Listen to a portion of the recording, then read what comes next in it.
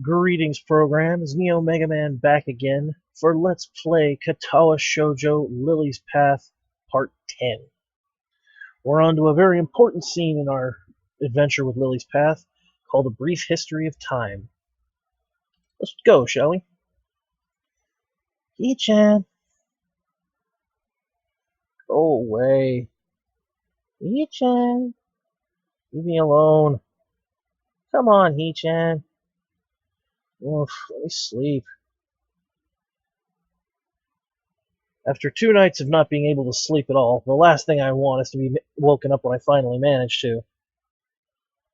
It may be the last period of class with a textbook as my pillow, but I'll take whatever sleep I can get by this point. See, Hee-chan, even Shi-chan wants you to get up.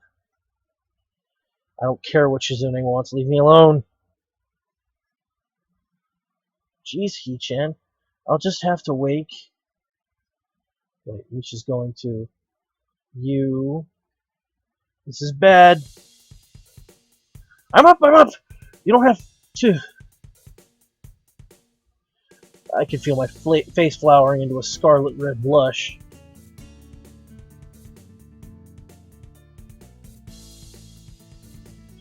The students still in class are sitting bolt upright and staring at the shouting fool who was just sleeping moments before. Damn it. I let my head smack back down on the table with a noticeable thud. God damn it, Misha.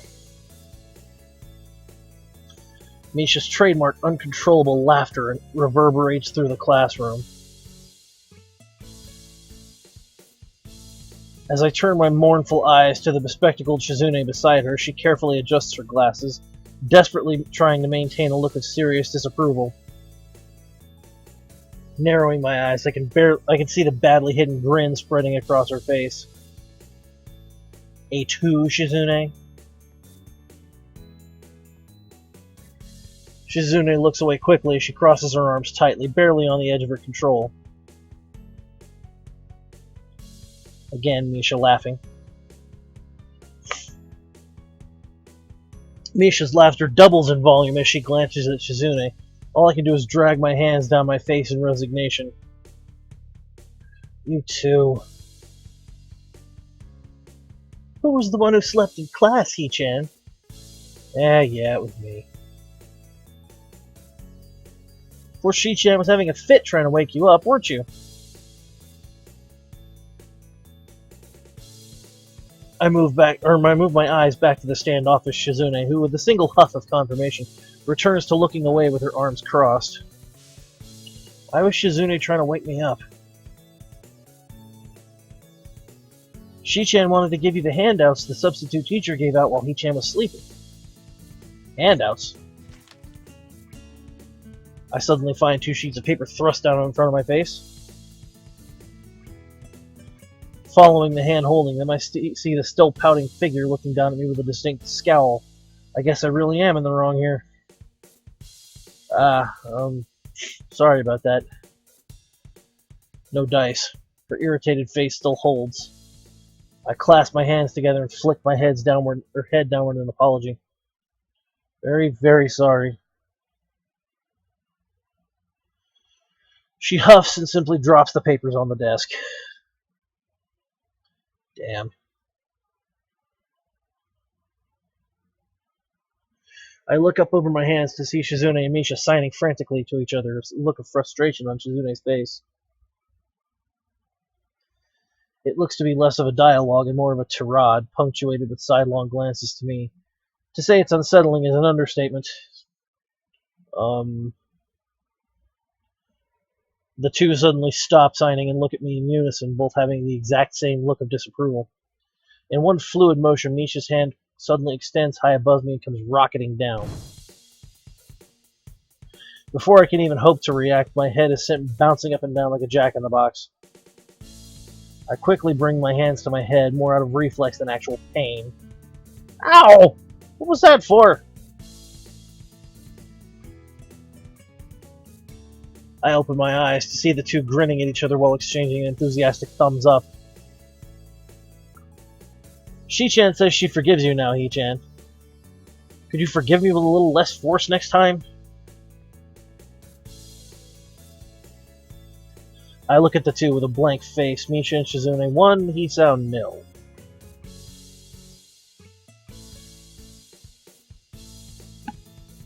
Oh, Shi-chan also says that you should check your student mail more often.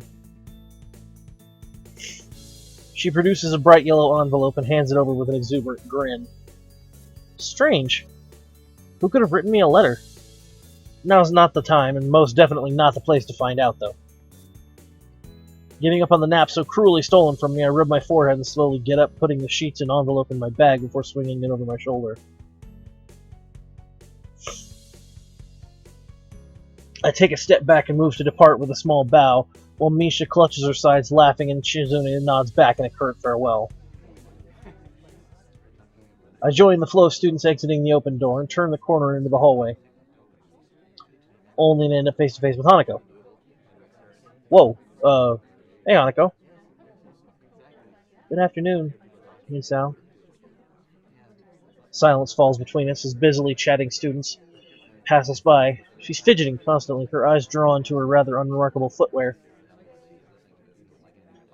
I take the bridge of my nose in my fingers while I blink my eyes heavily in an attempt to make things seem clearer. I'm barely staying awake as it is. Hanako, you want to say something. What is it? I wanted to give you this. Hmm? She holds out a small rectangular piece of paper. I blink again to make out what the text, or to make out the text through barely open eyes, slowly starting to make out what's written. Eggs times 2. Bread loaf times 1. Whole grain cereal times 1. Time times 1? Shopping list? I look upwards, raising an eyebrow.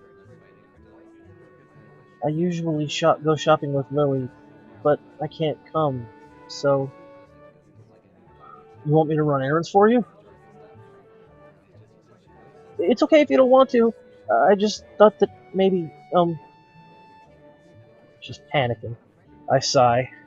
Yet another battle lost, though this time by a weakly fought surrender. I smile tiredly and rest a hand on her head to calm her down. It's fine. I was going to go anyway. Just the stuff on this list? She nods and bows deeply twice, as if to make her gratitude perfectly clear. We were going to meet outside the school gates at 6. Thank you. I was going to get it, but I need to study for the test tomorrow. Test? Ah, that's right, science. How are you doing with it? She brightens ever so slightly. I've been spending more time on it than before. I think I can do okay. Good work, then. She too starts smiling, and much more earnestly than I at that. I have full confidence that I can do fine in it without any extra studying, but the fact that she's putting in the effort instead of just reading in the library is heartening. I'll grab your stuff and take it to your dorm in the evening. See ya. With a small wave, we part ways. I'll go do my homework before meeting Lily, and I should be able to take care of it in time.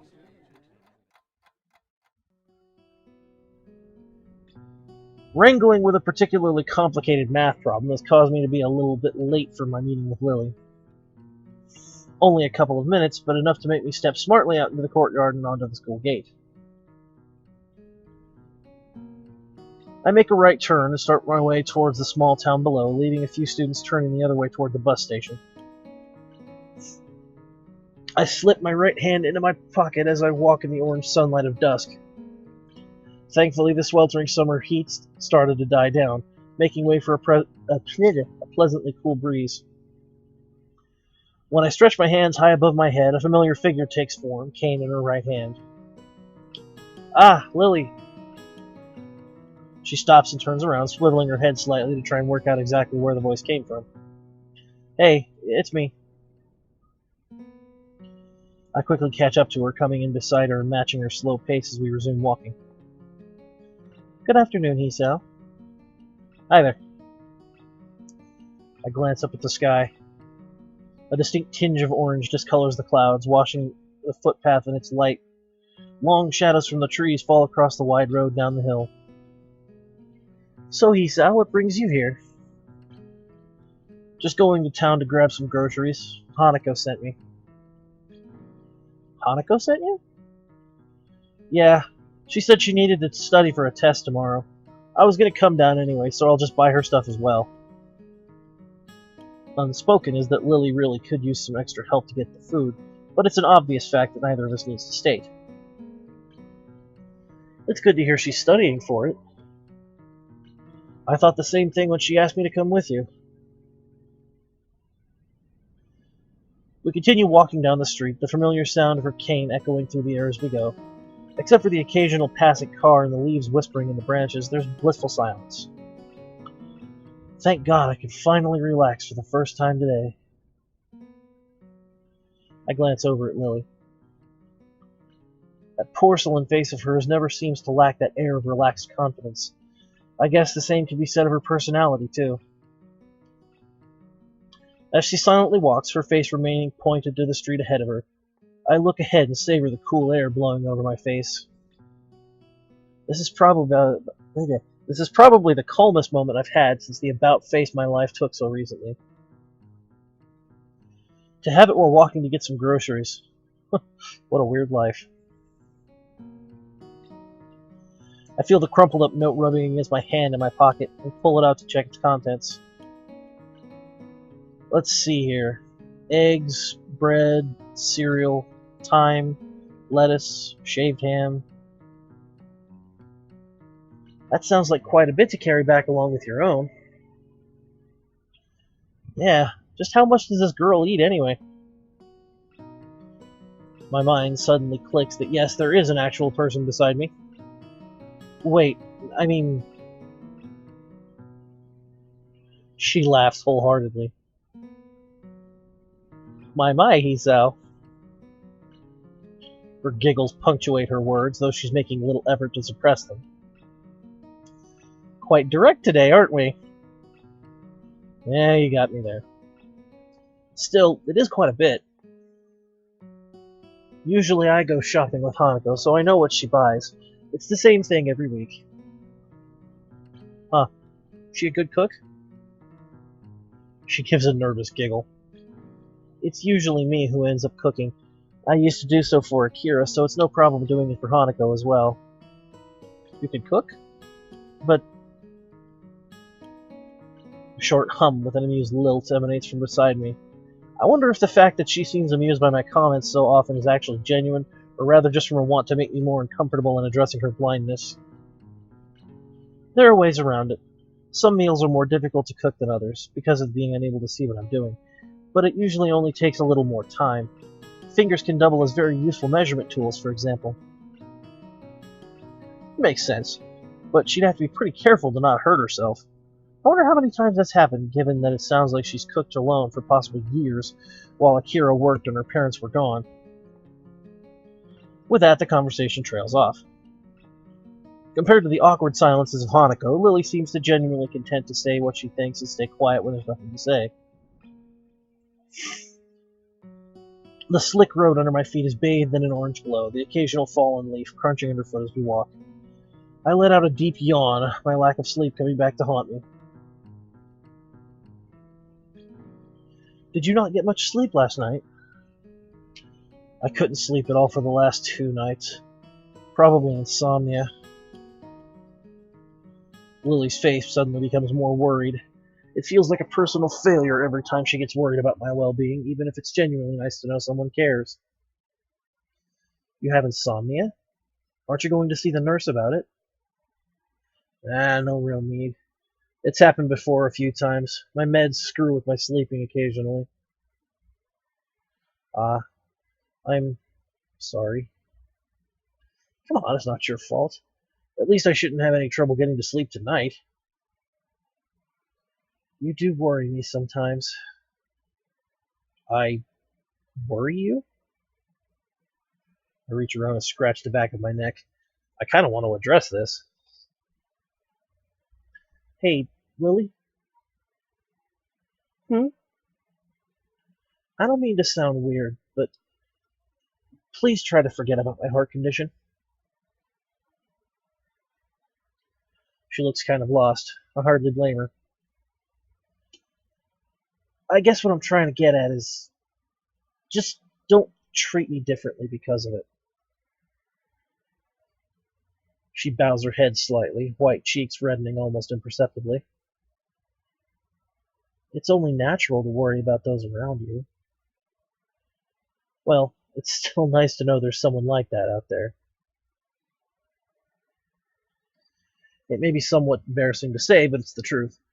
Lily takes a breath to regain her composure and manages a gentle smile, though her cheeks remain flushed. The final downhill walk to the store passes in silence. Button. Welcome! I suppose I'll get my stuff first and Hanako's on the second round. I grab 2 well-worn red baskets from the stack beside the entrance and pass one to Lily.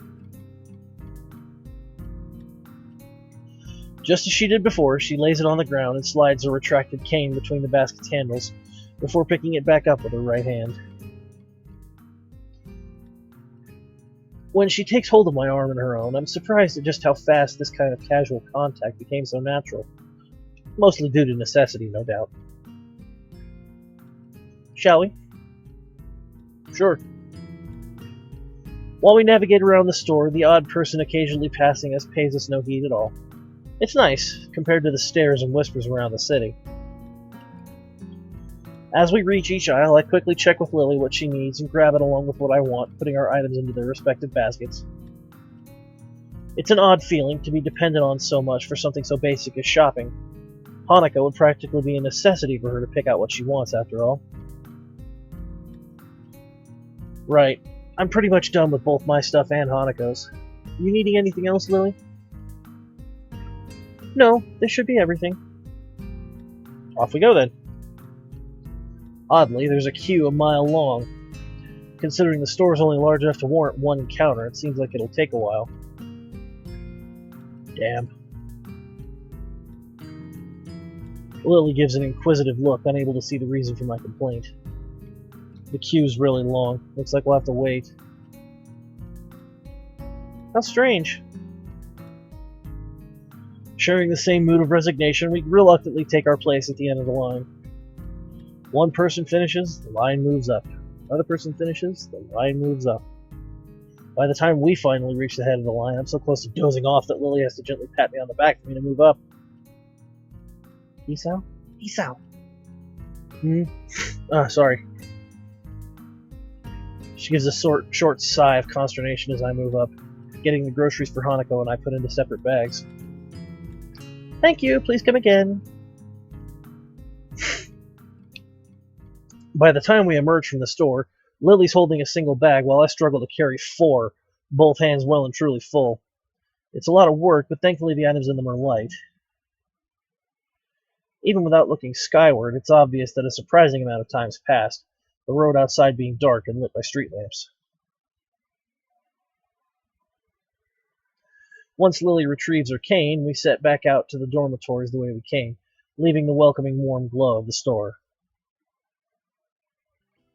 Despite the road being empty of cars, the full bags abundantly make up for the lack of noise, constantly clunking and squeaking together. My, Hisao, it's good to find that you're eating well.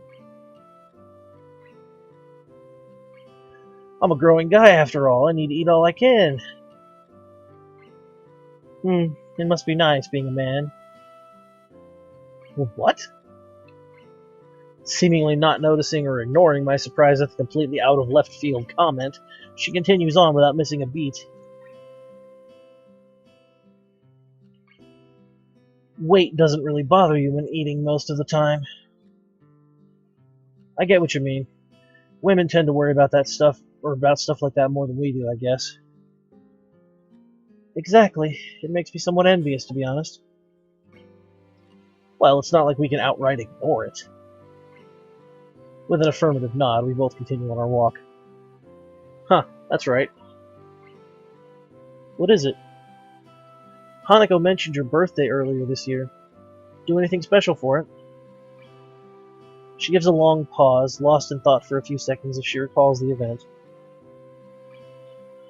Not really. It was just Hanako and I having a little party during the night after school. Your birthday's supposed to be a big event, you know? Sounds like a pretty lonely way to spend a birthday, just she and Hanako staying overnight. Birthdays always felt like a family occasion for me. They were a time when, in spite of their full-time jobs, both my parents would make an effort to be there for the day or at least the party beforehand. It reminds me of how Lily mentioned she hadn't seen her family in such a long time, and even ended up moving away from Akira's house afterwards. But I guess it's the same in situations as mundane as these. Considering her inability to read the packaging, just getting groceries would be a pain without someone else around. In the end, she just has Hanako and I, and Akira when she's off from work.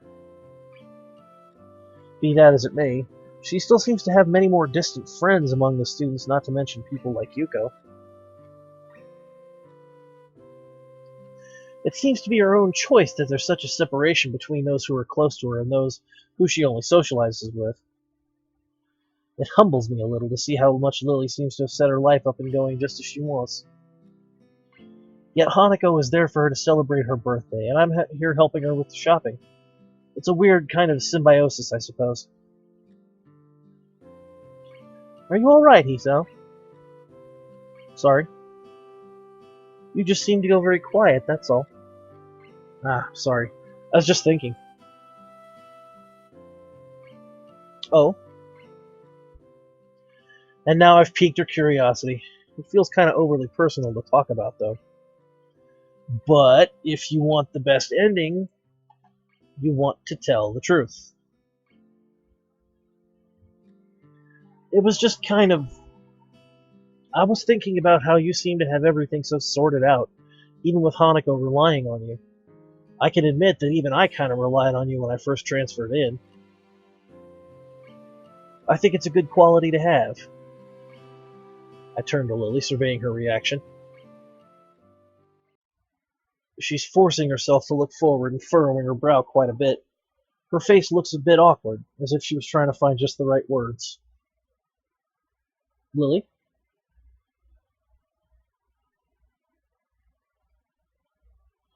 I would thank you, but assuming that I don't rely on the presence of others is too much. You'd be wrong to think that Hanako simply depends on me with nothing in return. She seems to have a bit of trouble saying it, even though it's largely what I'd thought already.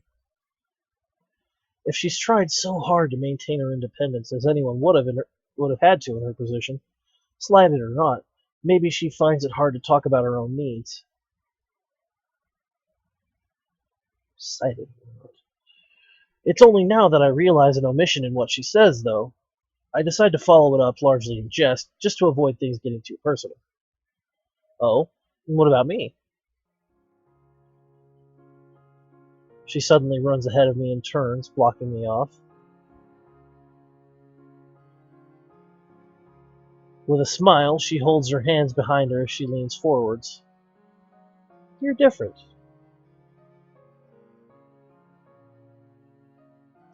And with that, she turns back and continues to walk ahead of me, a newfound spring in her step. All I can do is raise an eyebrow and give a dazed grin. I don't think I've ever seen this playful and teasing side of her before. So, I'm different. It's hard to work out the exact context, but knowing her, this ambiguity was intended. Our relationship has been changing, at the very least simply because I've begun to stand on my own feet more and started getting more and more curious about the situation of those around me. As to why, probably a mix of personal curiosity and a want to try to work out how to deal with my situation. I'm less sure of Lily, though. That's why her own statement, so similar to my own feelings towards her, throws me off so much. Watching her make her way up the street, cane tapping from left to right, I decide to settle the matter later and just smile. This is a nice side to her, and I don't want to forget it. Backside of her.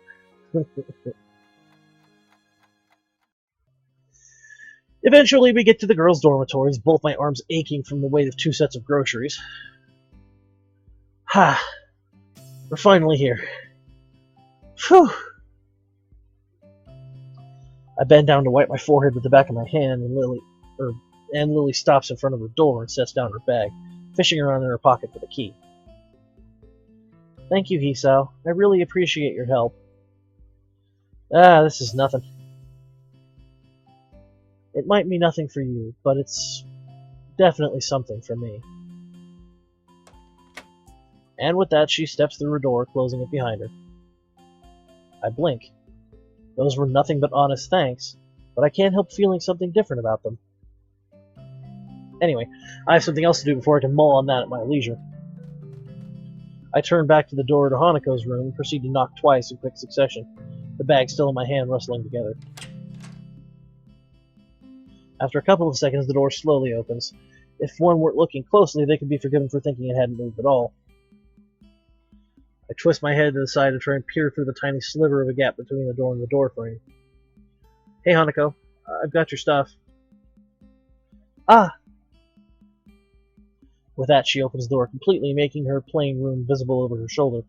Sparsely decorated, it's probably more even unremarkable than my room. I hold up my right arm, both bags almost pulling it straight back down with their weight. Thank you, Hisao. I'm sorry to make you carry them all this way. It's fine, don't worry. Just don't make me do it every day, okay?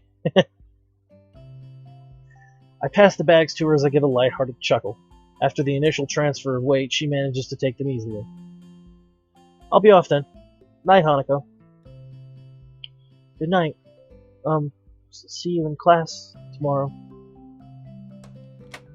With a deep bow, her grocery still held in both hands. She steps back and shuts the door. Sorry about that, folks. I got something in my throat.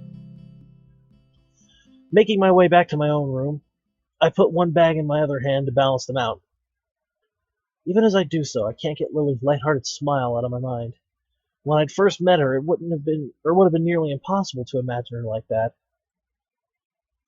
Indeed, it feels like we've become closer in the past few weeks since I first got to both know she and Hanako. The time that I spend with her each day, the small exchanges of happiness we share, those small moments of joy as I get closer to her. I'm far from certain, but I don't think these are just the normal feelings of friendship. Once I return to my room, I stow away my groceries and begin getting ready for the night. I swap the school books in my bag for those I'll need tomorrow, pulling out the yellow envelope Misha gave me earlier in the process. Oh dear. I got so sidetracked by one thing after another that I couldn't deal with it earlier. Who could have written me, I wonder?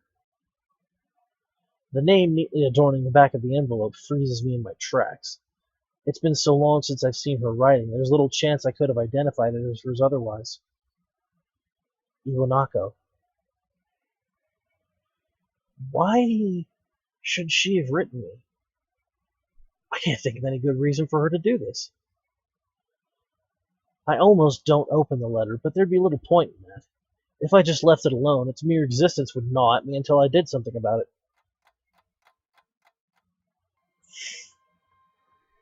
I look down at the piece of paper on my desk, its bright and summery decoration beaming happily at me. The lettering is in pink, jarring badly with the yellow sunflower border on the card. The handwriting is neat, the characters have been written thoughtfully and with an unusual amount of care. I'd barely given the letter a second thought when it was given to me, but now I can't get its contents out of my mind. While I'd like to say that I don't know why she used such an old-fashioned method of communication, considering a phone call or an email would both be faster and easier, the answer feels obvious enough given the content. A letter leaves a comfortable distance between the sender and the recipient.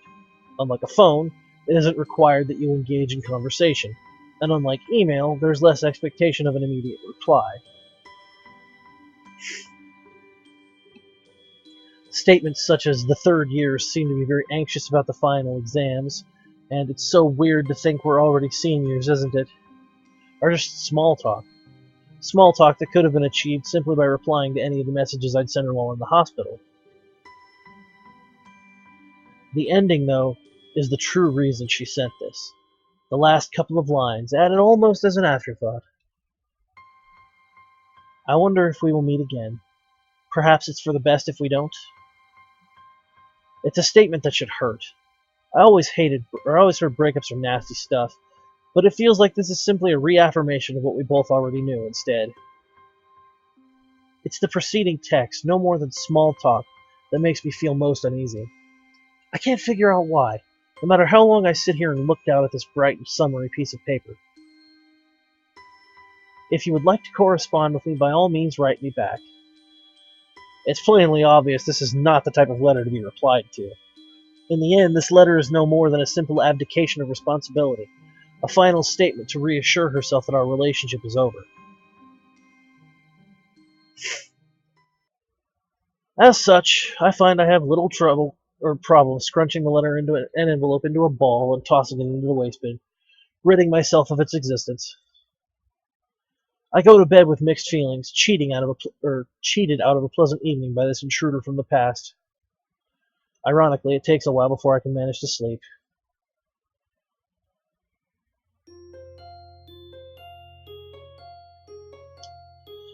Well, that was certainly something, wasn't it?